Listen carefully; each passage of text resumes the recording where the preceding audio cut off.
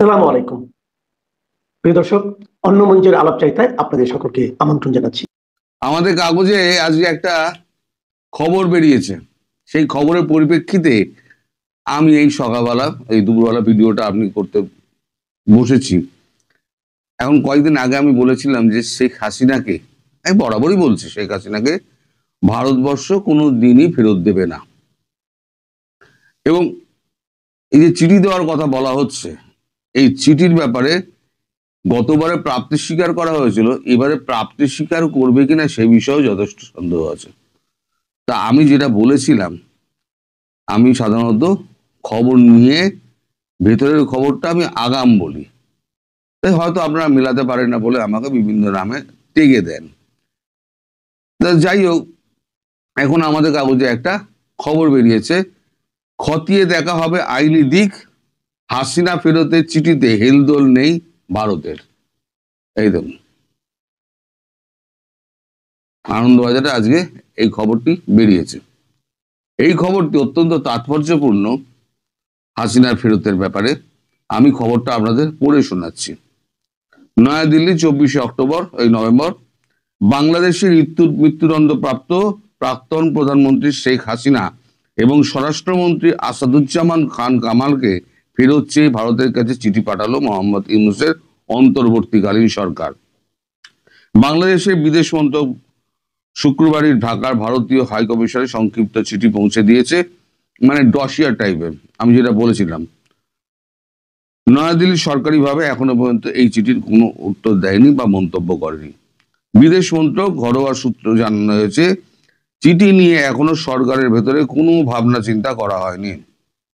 গণতান্ত্রিকভাবে জিতে না আসা কোনো অন্তর্বর্তীকালীন সরকার অন্য রাষ্ট্রের নির্বাচিত সরকারের কাছে কোনো রাজনৈতিক ব্যক্তির প্রত্যর্পণ চাইলে তার আইনগত দিকগুলো খতিয়ে দেখা প্রয়োজন, এমনটাই অবস্থান সাউথ ব্লকের। মানে আইনি দিক খতিয়ে দেখা হবে, কারণ ওটা হচ্ছে অবৈধ সরকার, অগণতান্ত্রিক, আর গণতান্ত্রিক সরকারের কাছে চাইতে আদৌ পারে কিনা সেটা আইনি দিকটা খতিয়ে দেখা হবে। ফলে এখনই বাংলাদেশের চিঠির জবাব দেওয়ার জন্য তোড়জোড় করা হচ্ছে না বলেই কূটনৈতিক সূত্রের খবর। কবে খবর দেওয়া হবে এ নিয়েও কোনো স্পষ্ট পদক্ষেপ উল্লেখ করা হচ্ছে না। এর আগে বাংলাদেশ কূটনৈতিক বার্তা পাঠিয়েছিল, যদিও ভারত সরকারের তরফে কেবল প্রাপ্তি স্বীকার করা হয়েছিল, সিদ্ধান্তের বিষয় প্রকাশ্যে তা কিছু জানানো হয়নি। এবারে তাও জানাবে কিনা সে নিয়ে সন্দেহ আছে। এই আবহে গতকাল সন্ধ্যায় সাংবাদিকদের মুখোমুখি হয়ে বাংলাদেশের বিদেশ উপদেষ্টা মোহাম্মদ তৌহিদ হোসেন বলেছেন, শেখ হাসিনা ও আসাদুজ্জামান খান কামালকে ফেরত চেয়ে ভারতের কাছে চিঠি পাঠানো হয়েছে। তিনি বলেন, আমরা শুক্রবার চিঠি পাঠিয়েছি, এটি দ্বিতীয় অনুরোধ। গত বছরের ডিসেম্বরে বিদেশ মন্ত্রক ভারতের বিদেশ মন্ত্রককে চিঠি পাঠানোর জন্য একটি চিঠি ফেরত পাঠানোর যে চিঠি পাঠিয়েছিল, তার কোনো জবাব পাওয়া যায়নি। ভারত এবং বাংলাদেশের মধ্যে বন্দি প্রত্যর্পণ চুক্তি রয়েছে। হাসিনার জামানাতে এই চুক্তি স্বাক্ষরিত হয়। ওই চুক্তি অনুযায়ী আদালতের রায়ে প্রত্যর্পণ করানোর মতো অপরাধ থাকলে সংশ্লিষ্ট ব্যক্তিকে এক দেশ অন্য দেশের হাতে তুলে দেবে, ওই চুক্তিতে বলা ছিল। তবে এক্ষেত্রে কিছু নিয়মও রয়েছে। চুক্তিতে স্পষ্টভাবে বলা হয়েছে, অপরাধটির চরিত্র যদি রাজনৈতিক হয় তাহলে প্রত্যর্পণ করা হবে না।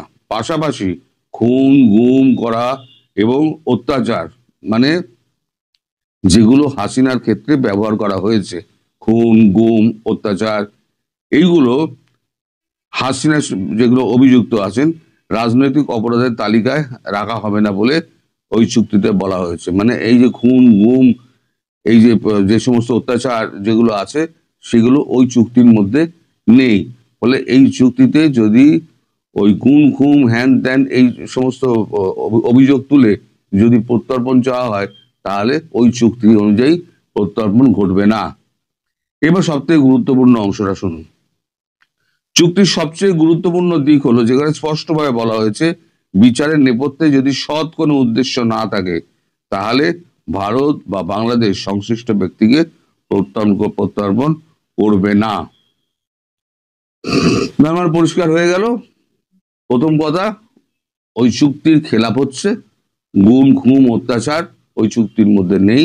এইগুলো থাকলে পরে হস্তান্তর করা হবে না, মানে ওই চুক্তি অনুযায়ী হস্তান্তর করা হবে না যদি অভিযোগ থাকে।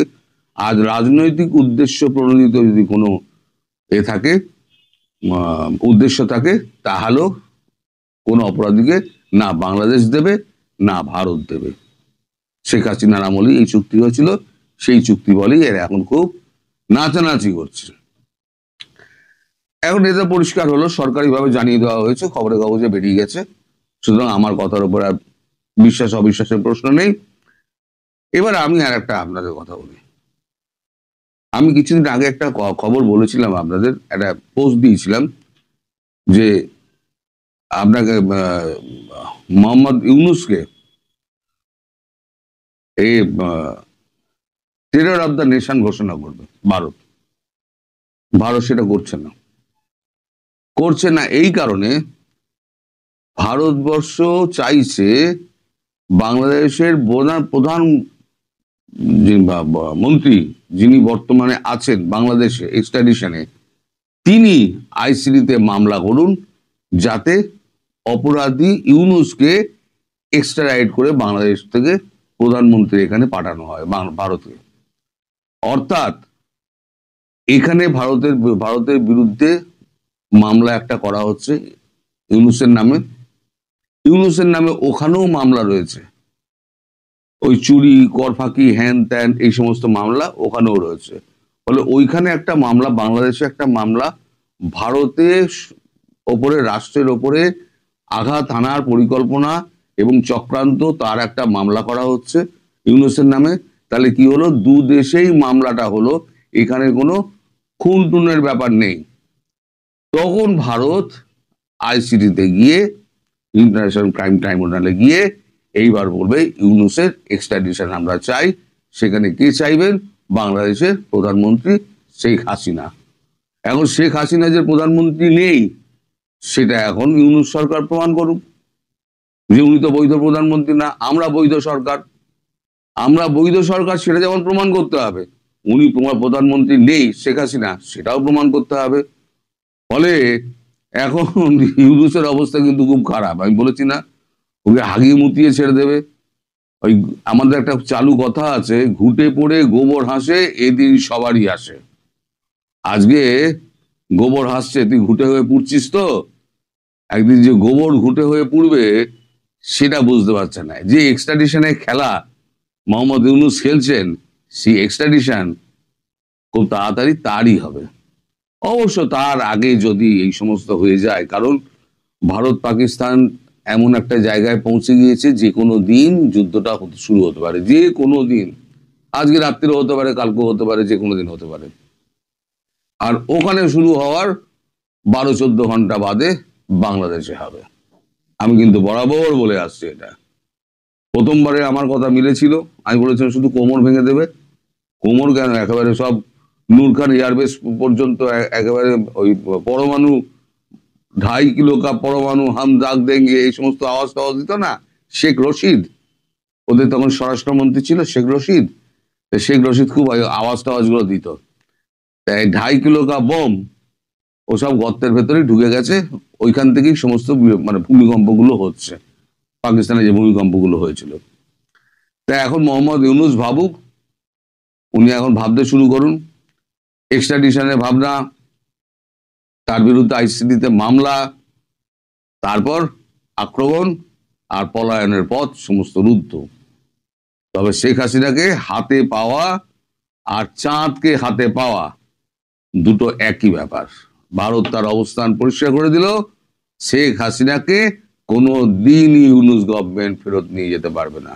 ভারত কোনো শর্তে, কোনো চাপে ভারতবর্ষ শেখ হাসিনাকে ফেরত দেবে না। এই তার প্রমাণ হচ্ছে এই খবরের কাগজ।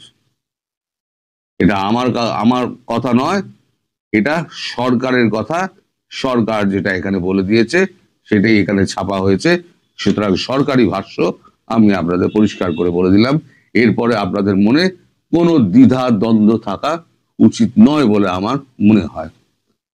এখন আপনারা সবাই অপেক্ষা করুন, কবে একটু পরিস্থিতি একটু অন্যরকম হয়। খুব একটা দেরি হবে না। এই যত এখন তৈরি হচ্ছে না, এই মামলাটা আমরা হ্যান ত্যান অদূর অব্দি যাবে বলে আমার মনে হয় না তার আগে একটা কিছু হয়ে যাবে। তো যাই হোক, সবাই ভালো থাকবেন। সরকারের ব্যাপারে অনেক কথাবার্তা এখন হচ্ছে, আমরা সবাই কম বেশি জানছি। আমি আরো কিছু ইন্টারেস্টিং তথ্য পেলাম এই গত পরশুদিন। আমি সেটাকে নিয়েই ভাবছিলাম যে একটা মানুষ কত বেইমানি হতে পারে এবং কত সুচতুর ভাবে সে বেইমানিটা করেছে।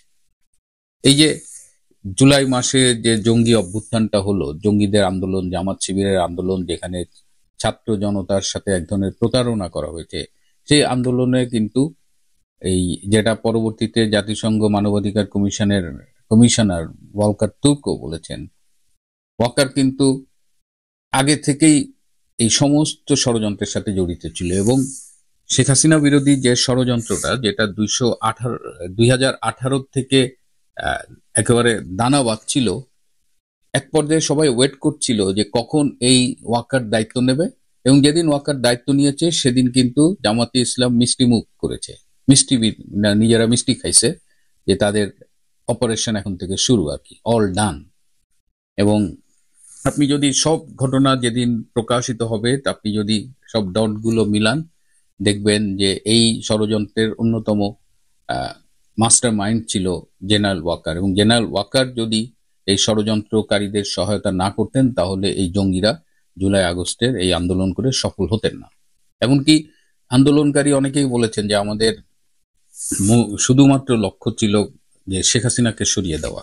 কিন্তু এখন তো আপনারা দেখছেন, শেখ হাসিনাকে সরানোটা না, পুরো বাংলাদেশ থেকে মুক্তিযুদ্ধের নাম গন্ধ মুছে ফেলা, পুরো বাংলাদেশটাকে পাকিস্তানি ভাবধারায় ফিরিয়ে নেওয়া, পুরো বাংলাদেশটাকে জঙ্গিদের মানে অভয়ারণ্যে পরিণত করা, সবই ডক্টর ইউনূস এবং তার গং সফলভাবে এখন পর্যন্ত করে চলেছে।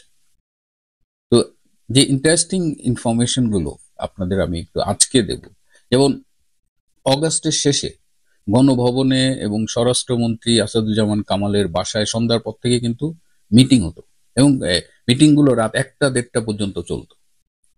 এটাও কিন্তু এই ওয়াকারের একটা কৌশল ছিল যে সবাইকে রাতে এনগেজ করে রাখা, যে আমরা এই করব সেই করব, আবার আমাদের উপরে দায়িত্ব দেন, আমরা ম্যানেজ করব, এটা বলতেন। আর এদিকে সব ইনফরমেশন জামাতের কাছে চলে যেত এবং জামাত সেই অনুযায়ী প্রিপারেশন নিত, পরের দিন আন্দোলন করত। আর সরকার ব্যস্ত ছিল এই গভীর রাত অবধি এই মিটিং করার। আমি এই যে গত এপ্রিলে কলকাতায় গিয়েছিলাম, আমি একজন আওয়ামী লীগের কেন্দ্রীয় নেতাকে জিজ্ঞেস করেছিলাম যে এত বড় একটা জঙ্গি অভ্যুত্থান হয়ে গেল, আমরা মাঠে আওয়ামী লীগকে কেন দেখলাম না, আওয়ামী লীগ কেন 10-20 লাখ লোক মাঠে নামালো না?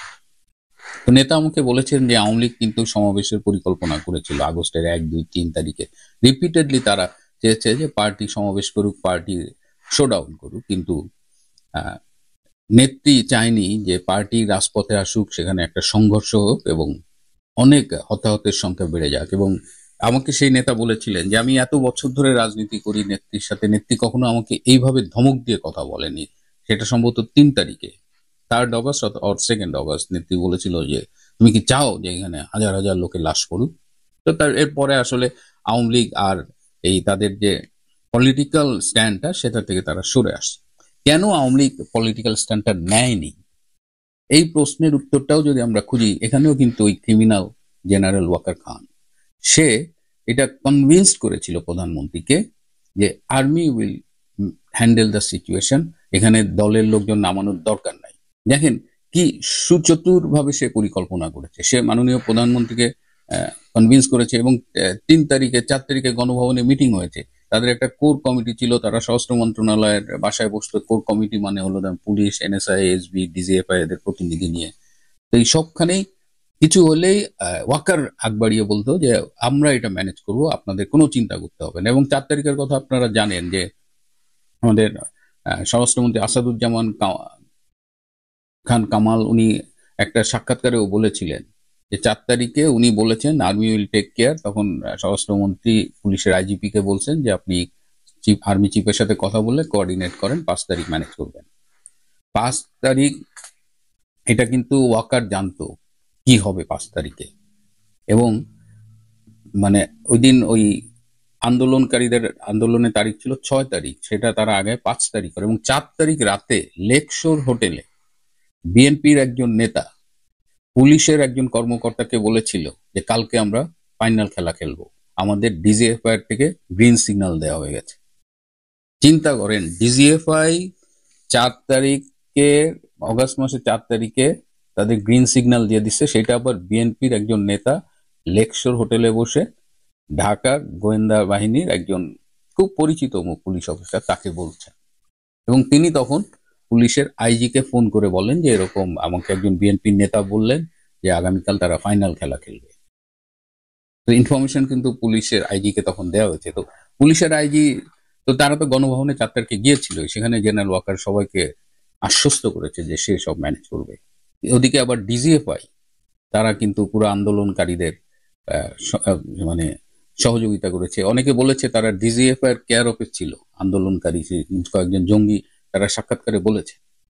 সব শেষে 5ই অগাস্ট সকাল 10টা পর্যন্ত কিন্তু ঢাকায় কেউ ছিল না।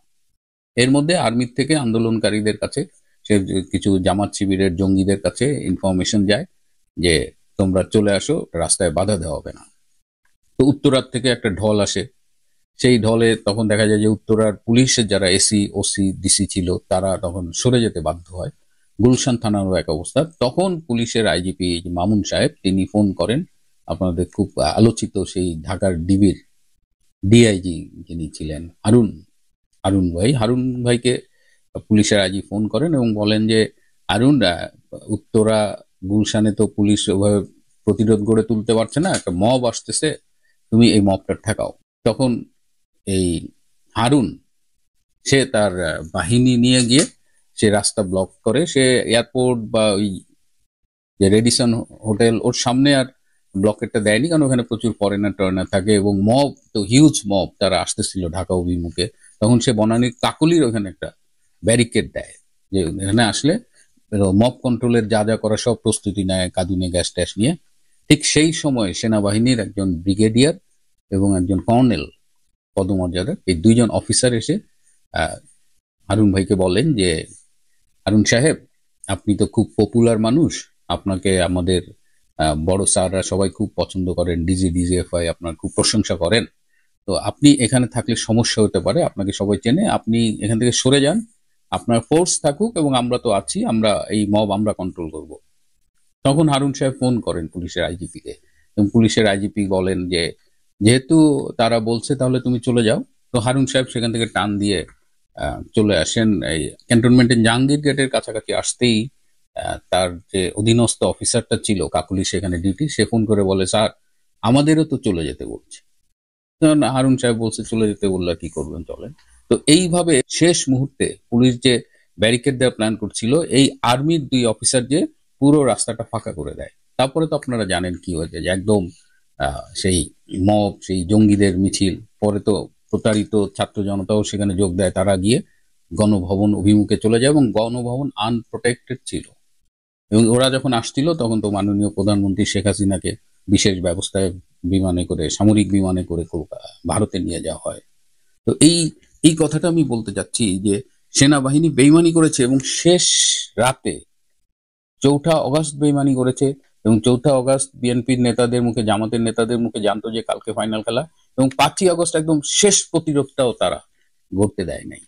সবচেয়ে ভয়ঙ্কর ব্যাপার হলো যে এই 5ই আগস্ট মব যখন গণভবনে যাবে তখন এই জেনারেল ওয়াকার খান জামাতের সন্ত্রাসী এবং জঙ্গিদের মিলে প্ল্যান করেছিল যে গণভবনে অত্যন্ত নির্মমভাবে শেখ হাসিনাকে হত্যা করা হবে। চিন্তা করেন, যে প্রধানমন্ত্রী অনেক দেশি বিদেশি গোয়েন্দা সংস্থার রিপোর্টকে উপেক্ষা করে এই জেনারেল ওয়াকারকে সেনা প্রধান বানালেন, সেই সেনা প্রধান জেনারেল ওয়াকার শেখ হাসিনাকে হত্যার পরিকল্পনা পর্যন্ত করে ফেলেছিল, কিন্তু রাখে আল্লাহ মারে কে। প্রিয় বন্ধুরা, এই অজানা তথ্যগুলো, বিশেষ করে শেষ মুহূর্তের ব্যারিকেড সরিয়ে নেওয়ার যে ষড়যন্ত্র, আমার মনে হচ্ছে যে এটা রেকর্ডে থাকুক। আজ এ পর্যন্তই। ভালো থাকবেন, সুস্থ থাকবেন, তার চেয়েও জরুরি হলো নিরাপদে থাকবেন। সবাইকে অনেক ধন্যবাদ।